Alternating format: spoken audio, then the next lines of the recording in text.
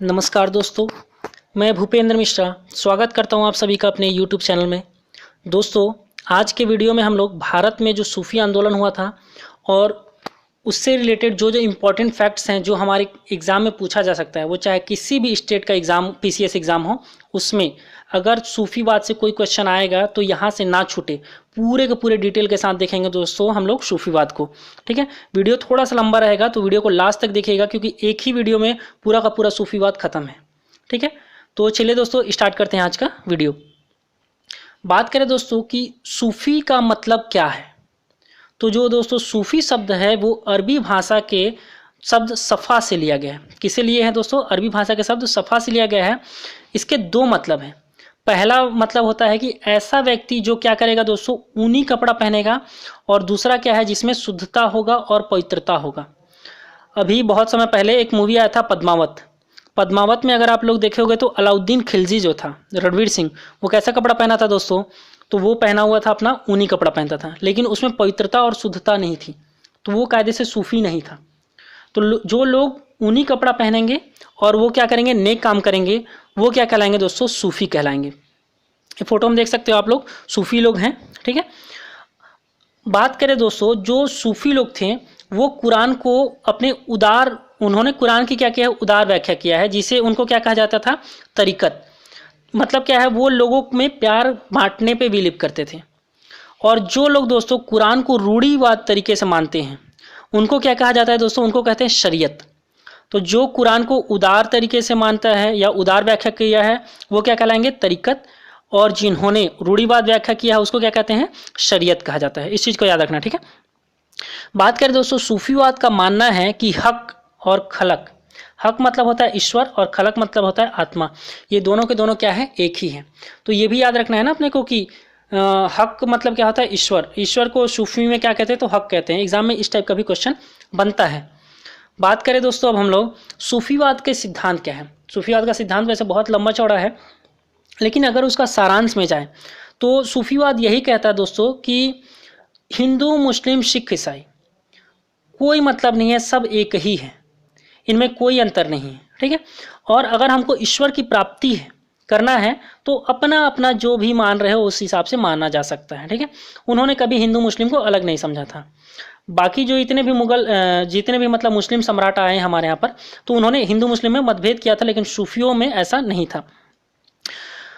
उनका मानना था दोस्तों कि ईश्वर की प्राप्ति जो है, या तो हिंदू हो आप या तो मुसलमान हो, जैसे जो भी हो, ईश्वर से प्रेम करो, उसकी प्रार्थना करो, उपवास करो, और अनुष्ठान के माध्यम से हम लोग क्या कर सकते हैं? ईश्वर को पा सकते हैं। साथ ही साथ सूफीवाद में इस बात पर बल दिया गया है कि ईश्वर और उसके भक्तों के बीच कोई मध्यस्थ नहीं होना चाहिए, मतलब कोई भी बीच का चीज़ नहीं होना चाहिए। जैसे कोई भी चीज़ जैसे कि बलि वली देने का टाइप का चीज़ था, ये इन लोग सूफी लोग क्या करते थे? तो उतना ज़्यादा नहीं मानते थे।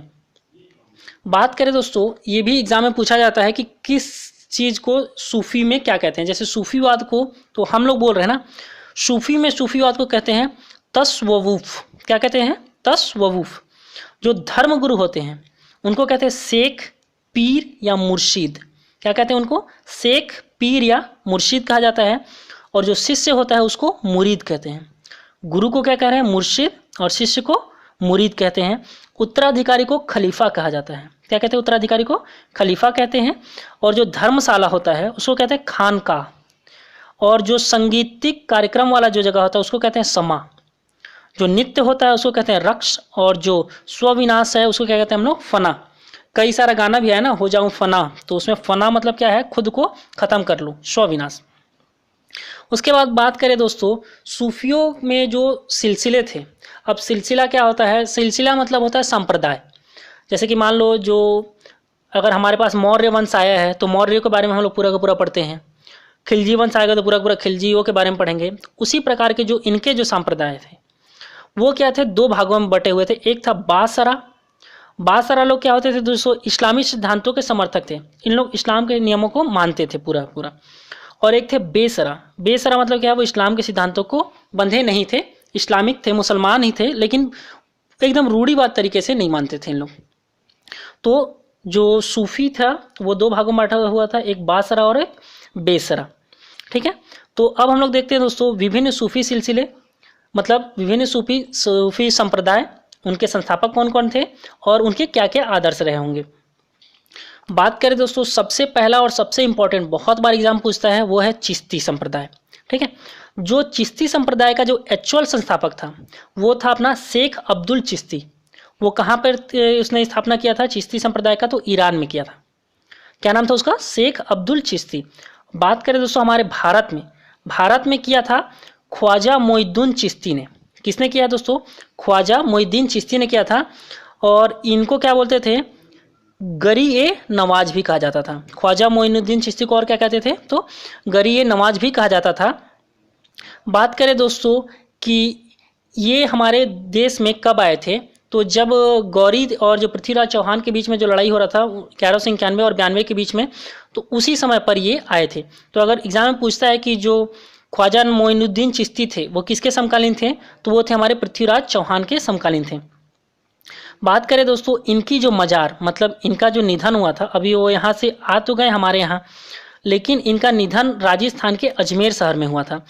और ये माना जाता है कि मोइनुद्दीन चिश्ती जो थे इनका जन्म कई जगह पर लिखा रहता है कि पर्शिया के रिस्तान में क्षेत्र में हुआ है, और कुछ लोग मानते हैं कि ईरान के इस्फहाना में नगर में हुआ है। ठीक है, कायदे से इनका जन्म ईरान में ही हुआ था। ठीक है, अलग अलग पुस्तकों में अपने को अलग अलग मिलते रहता है। और ये क्या है, 1192 में चिश्ती साहब हमारे भारत आए थे, वही मोहम्मद गौरी के साथ ही आए हैं। और वही क्या पृथ्वीराज चौहान के समय पे, जब पृथ्वीराज चौहान और मोहम्मद गौरी के बीच में जो लड़ाई हो रहा था उसी समय ये भी आए थे हमारे यहाँ। उन्होंने क्या किया है दोस्तों, कई जगहों का भ्रमण किया है और बाद में वो आज राजस्थान आए थे और राजस्थान के अजमेर में उनका क्या हो गया था, देहांत हो गया था। और मेन था उनकी जो मृत्यु स्थली आज भी अजमेर में शरीफ दरगाह के नाम से विश्व प्रसिद्ध है। अजमेर शरीफ दरगाह कहाँ पर है? तो अजमेर में ही होगा, जाहिर सी बात है, राजस्थान में। और वो किसकी दरगाह है? तो ख्वाजा मोइनुद्दीन चिश्ती की दरगाह है। अब बात करते हैं दोस्तों इनके जो शिष्य हुए ख्वाजा मोइनुद्दीन चिश्ती के, इनके दो शिष्य हुए, एक था बख्तियार काकी और एक था शेख बुरहानुद्दीन गरीब। कौन कौन है दोस्तों? एक है ख्वाजा बुड़ित्यार काकी और एक है शेख बुरहानुद्दीन गरीब। बात करें दोस्तों जो बख्तियार काकी और जो शेख बुरहानुद्दीन गरीब थे, उसमें जो ख्वाजा बख्तियार काकी जो था वो इल्तुतमिश का समकालीन था। किसका समकालीन था दोस्तों? वो था इल्तुतमिश का समकालीन था। इल्तुतमिश का शासनकाल कब से कब तक रहा है दोस्तों? तो 1210 से लेकर के 1236 तक था इल्तुतमिश का शासनकाल। इस चीज़ को याद रखना। ठीक है, अब जो दोस्तों जो बुड़ित्यार काकी का जो शिष्य था वो था फरीद। कौन था? बाबा फरीद था। ठीक है, और मतलब ये जो थे ख्वाजा बख्तियार काकी, इन्होंने अपना किसको उत्तराधिकारी घोषित किया था? तो बाबा फरीद को घोषित किया था। और बाबा फरीद जो थे ये मेनली पंजाब के साइड में ही काम किया है। इन्होंने किस साइड में काम किया है? पंजाब के क्षेत्र में ही रहते थे ये। और ये निम्न वर्ग के लोगों के से इनका बहुत ज़्यादा लगाव था। उनकी अनेक रचनाएं हैं, जैसे कि जो सिख लोग हैं, सिखों का जो मेन ग्रंथ कौन सा है?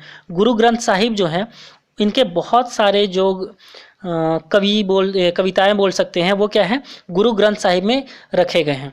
तो ये भी एग्जाम में पूछा जा सकता है कि बाबा किस सूफी कवि का कविताएं गुरु ग्रंथ साहिब में रखा गया है? तो वो कौन है दोस्तों? बाबा फरीद। और बाबा फरीद के बहुत सारे चीज़ क्या है, एक्टिविटी कहाँ पर ही था उनका? तो पंजाब साइड में ही था। ठीक है, इस चीज़ को याद रखना है। उसके बाद बाबा फरीद को गयासुद्दीन बलबन का दामाद माना जाता है। ये भी याद रखना, बाबा फरीद को क्या बोलते हैं? गयासुद्दीन बलबन का दामाद भी माना जाता है।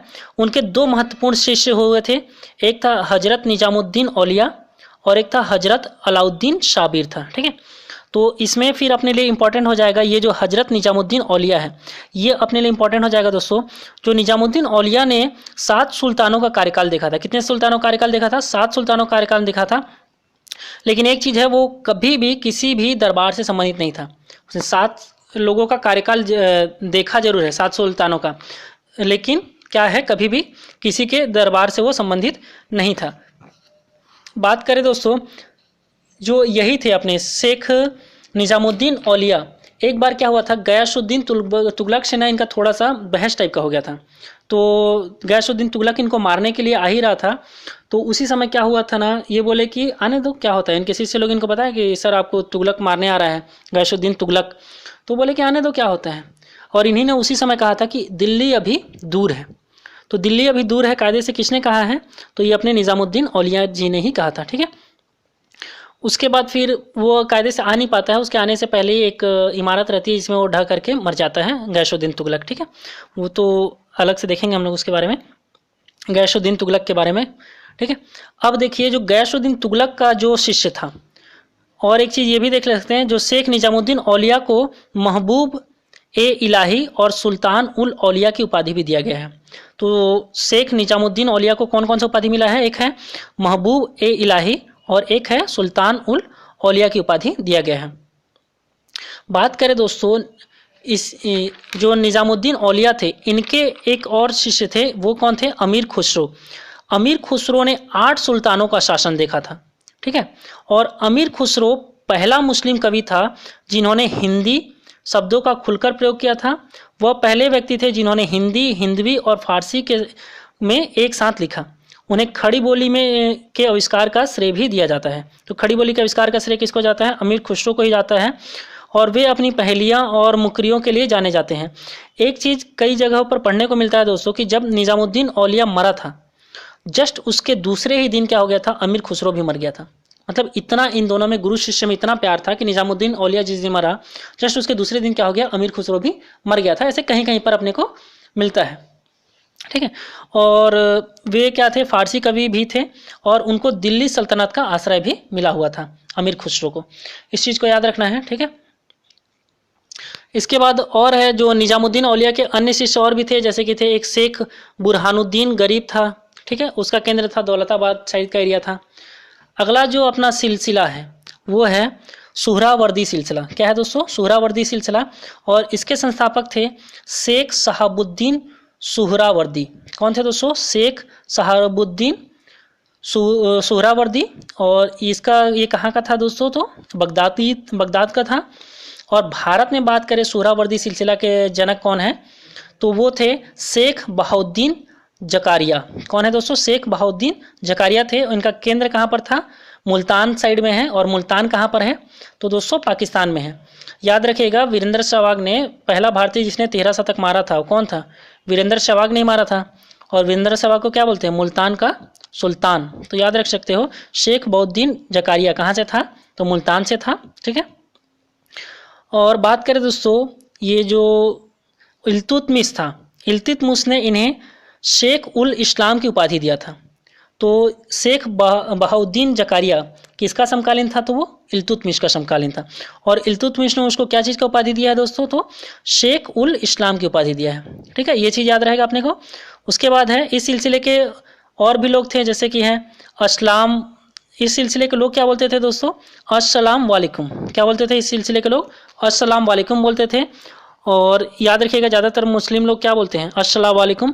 तो ये किस सिलसिले वाले हैं दोस्तों? सुहरावर्दी वाले हैं। ठीक है, बात करें दोस्तों और भी सुहरावर्दी के जो शिष्य थे उनका नाम, तो उनका नाम आता है, जैसे एक है शेख जलालुद्दीन बुखारी, एक है शेख जलालुद्दीन तब्रीजी, एक है शेख जलालुद्दीन सुख, एक है शेख रुकुनुद्दीन अबुल फतह, और एक है शेख सदुद्दीन आरिफ। ठीक है, बात करें दोस्तों और भी अलग अलग जो सूफी सिलसिले हुए थे, बस ज़्यादा इंपॉर्टेंट नहीं है, लेकिन फिर भी उसका नाम जान लेते हैं और उसके संस्थापक को जान लेते हैं।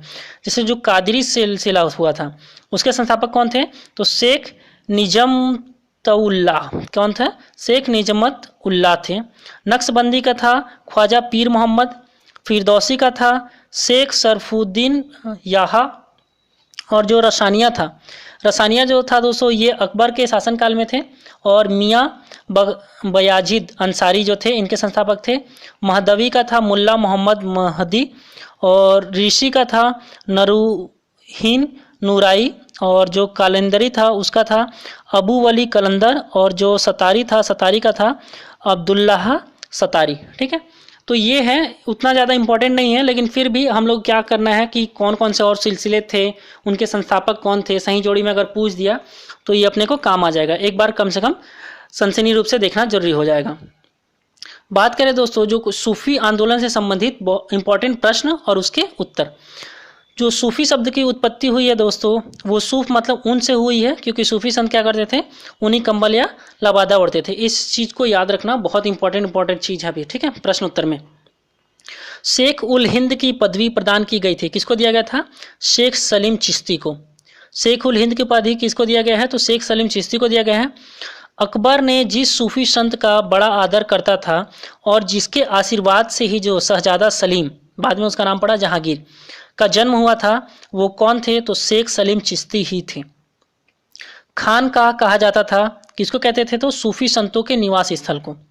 खलीफा किसको कहते थे? सूफी संतों के, सूफी मत के अनपालक को कहते थे, ठीक है, या उत्तराधिकारी भी बोल सकते हो। मुरीद का मतलब क्या होता है? शिष्य। पीर शेख मुर्शिद का अर्थ क्या होता है? गुरु या मार्गदर्शक। ख्वाजा मोइनुद्दीन चिश्ती ने किस सूफी संत के बारे में कहा कि वह चिश्ती सिलसिले को एक नया प्रकाश देंगे? वह ऐसे दीपक हैं। तो वो कौन था दोस्तों? बाबा फरीद, ठीक है। उसके बाद है दिल्ली सल्तनत के सुल्तान इल्तुतमिश ने किसे शेख उल इस्लाम की उपाधि दी थी? तो कौन है दोस्तों? बताया हूं आप लोग को, शेख बहाउद्दीन जकारिया। उसके बाद आता है दोस्तों, किस सूफी सिलसिले की गतिविधियों का मुख्य केंद्र बहार था? तो वो था दोस्तों फिरदौसी का। सफुद्दीन अहमद इब्न मखदूम यहाँ मनेरी का कार्यक्षेत्र क्या था? तो बिहार शरीफ था। सूफी संत ख्वाजा मोइनुद्दीन चिश्ती किसके शासनकाल में राजस्थान आया था? तो पृथ्वीराज चौहान, ठीक है, इसको बता चुका आप लोगों को। प्रसिद्ध सूफी सलीम चिश्ती कहाँ रहते थे? तो वो रहते थे फतेहपुर सिकरी में। भारत में किस सूफी सिलसिले को सर्वाधिक लोकप्रियता मिला था? तो चिश्ती सिलसिले को मिला था, इसको याद रखना है, ठीक। उसके बाद है फिरदौसी सिलसिले में सर्वप्रथम सूफी कौन थे? तो वो थे सफुद्दीन अहमद इब्न मखदूम यहाँ मनेरी, ठीक है। उसके बाद है फारसी में रचित मजमा उल बहरैन मतलब होता है दो समुद्रों का संगम, जिसको सूफी मत व हिंदू मत का तुलनात्मक वर्णन है, का रचयिता कौन है? तो ये है दोस्तों दारा सिकोह। कौन है? दारा सिकोह। और फिर आता है दोस्तों, किसने संस्कृत के पंडित की सहायता से भगवत गीता एवं योग वशिष्ठ का अनुवाद फारसी में किया था? तो वो थे दारा सिकोह।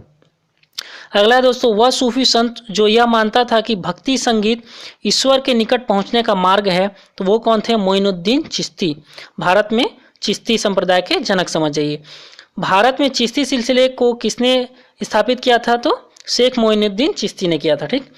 सूफी सिलसिला संप्रदाय मूलतः संबंधित है, किससे संबंधित है दोस्तों? तो इस्लाम से संबंधित है। और इस्लामी रहस्यवादी आंदोलन को क्या कहा जाता था? तो सूफी आंदोलन कहते थे। उसके बाद है दोस्तों, मध्यकालीन सूफियों में सबसे धनी सूफी कौन थे? तो वो थे शेख बहाउद्दीन जकारिया। कौन थे?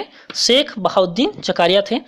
किस सूफी संत को सुल्तान तारिकीन मतलब सन्यासियों का सुल्तान की उपाधि दिया गया था? तो वो थे अपने शेख हमीनुद्दीन नागौरी। कौन थे? शेख हमीनुद्दीन नागौरी थे। महिला सूफी रबिया कहाँ की थी? जो एक महिला थी, जो कौन थी? सूफी रबिया, वो कहाँ की थी? तो वो थी बसरा की थी। काव्याभिव्यक्ति के रूप में उर्दू का प्रयोग करने वाला पहला लेखक कौन था? तो वो था अपना अमीर खुसरो। और किस सूफी को महबूब इलाही मतलब अल्लाह का प्रिय कहा जाता है? तो वो था अपना शेख निजामुद्दीन औलिया। उसके बाद है दक्षिण भारत में चिश्ती सिलसिले की नींव रखने वाला था, कौन था?